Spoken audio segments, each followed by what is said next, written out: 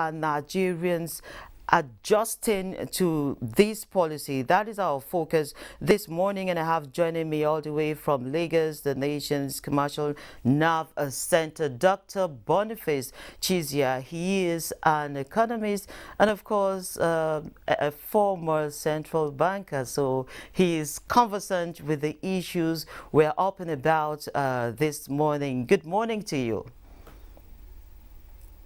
Thank you very much for having me. You are breaking anyway, so I'm hardly hearing you. Oh my, I hope you can hear me loud and clear now. Well, okay, I'm hearing you, but it's breaking. Let's see how it goes anyway. Yeah. Okay, and then rather I can't see your face properly too because you're a Oh, you're not bit seeing my face down into properly, the are you? screen. If you could just sit up so Maybe I I can should. I see should. you. Do I come in? Do I Oh, see? oh yeah, this is okay. I think Okay. we're okay. We can just go Okay. ahead All this right. way. Yes. What is the Lagos situation like? You mean in terms of the cash situation? Of course, yes. Yes. Well, I think it's a crisis we have on our hands. I work. I take a walk at about 6 o'clock in the morning, and as at that time, I saw crowds. At ATM points. I saw it not in just one bank, maybe 2, 3 banks down the streets where I live. I went to the club. I went to the club yesterday, and by the time I got to the club, I tried to get some money as Ikoyi Club. I was told that you'll be lucky because there's been a queue. So I think that there's some crisis. I went to the bank myself. I got to the bank, and the lady in the bank told me and said there's no cash. There's no cash. I'm not allowed to withdraw across the counter, and the ATM is not loaded in the bank. So I think that we have issues on our hands, and I think that the authorities better look at it properly so that Nigerians are suffering. Right?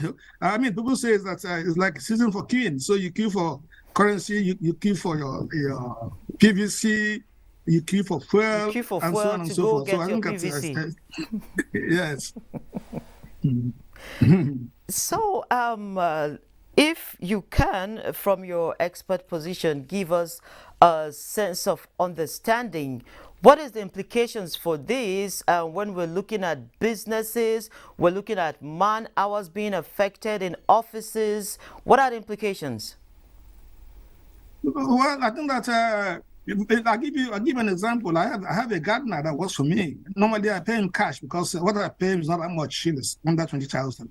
I had to ask him today, to find an account because I don't have cash to pay him. And I think that so you find that it's going to affect businesses across board. People are not being able to sell. I went to fuel crisis. I went to filling station. They gave me priority. I bought fuel.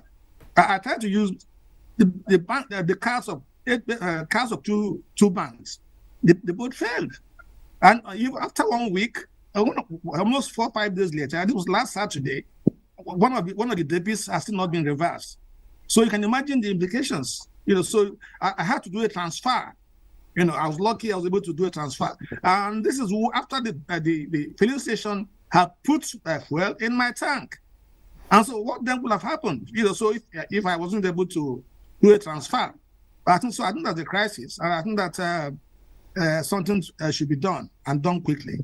Yeah, and I'm happy you're bringing that up because I also have a similar experience. 3 cards, none of the cards paid. Decline transaction was what came out, but debits were taken from 3 different accounts and 2 reversed. 1 is yet to be reversed, and it has gone beyond the stipulated period. And then the filling station says, okay, can we do transfers? And indeed, as you have pointed out, we opted to transfer, and we just couldn't have access to those banks, to the bank operated by the filling station. Now, this is a personal experience, and there are thousands or perhaps more than hundreds of thousands of Nigerians in this situation.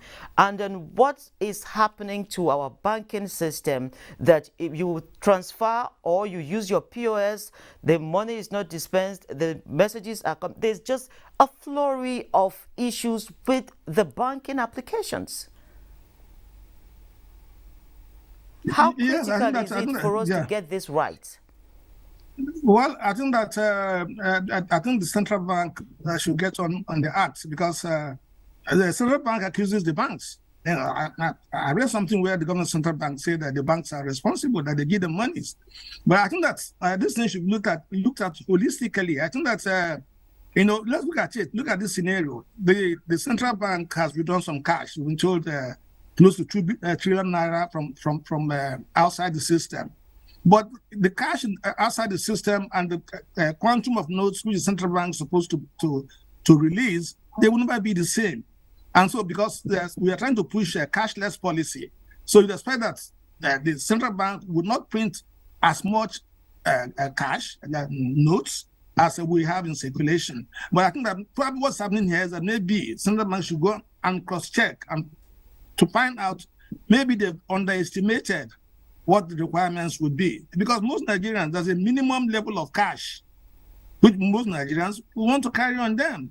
So for certain payments you want to make, certain things, certain purchases you want to do, and you don't want to start looking for your card to pay, pay POS to pay, or begin to make transfers, and so on and so forth. So I think that it has to be done. But I think it's a good thing that the central bank has said that EFCC and the ICPC and financial units are all on it now, because you see, there's a video that was trending where we're looking for this new cash, and we are spending bundles of this new cash. In fact, there's actually a number of them. Yes, so I think that something has to be done. So, are we really ready for this policy? We have 8 days to go. How do we put our acts together?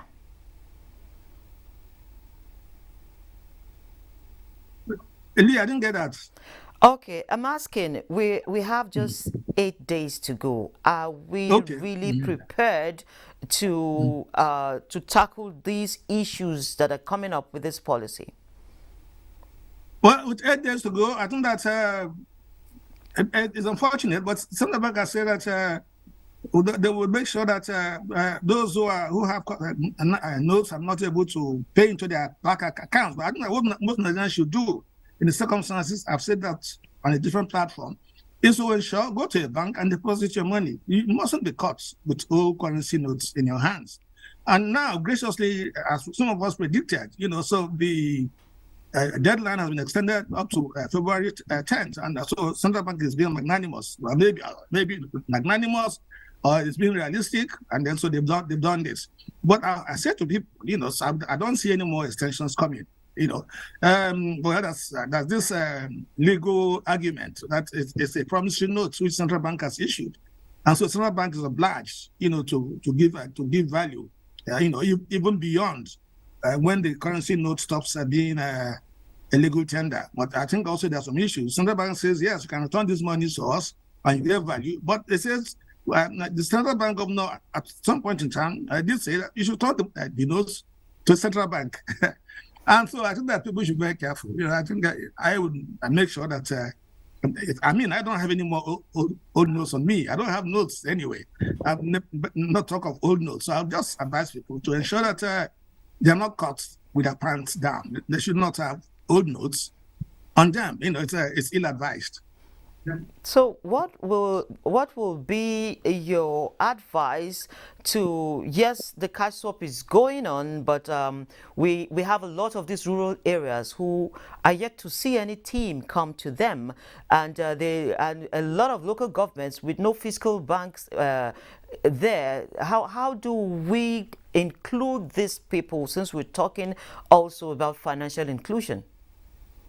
Well, I think that central bank has said that they are doing. They have agents who are doing cash swaps, and they did say that concerning what's happening now, the crisis they have on their hands, that they just recruited 30. They call them super agents. So they've been doing cash swaps. So I think that I was during following where I did argue that we need to get some people who are in disadvantaged areas. Disadvantaged from the point of view that.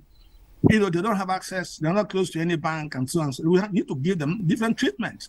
And so, but of course, the Nigerian the Bar Association has argued that it's a legal tender, and the central bank should, well, like I say here, I think that we have crisis on our hands. The central bank is trying to see what they are doing their best, but I think that there are issues. But of course, Lee, as we discussed this, I expect that after the elections, maybe things might ease down a bit, so there might be, we don't know, might see a bit, because you see, the issue of making sure that those who have piled up currencies outside the system, for them to buy votes is very important, and we support it very well. I support it so well. We don't want anybody that has a deep pocket that's stolen money in this country to come and buy votes and win elections. We don't want any person that's not worthy to come to become president of Nigeria. We want somebody who has capacity, who has competence, who has character to be our next president. Okay, thank you so much, Dr. Boniface Chizea, for sharing time with us. I'm told we don't have any more time for this discussion.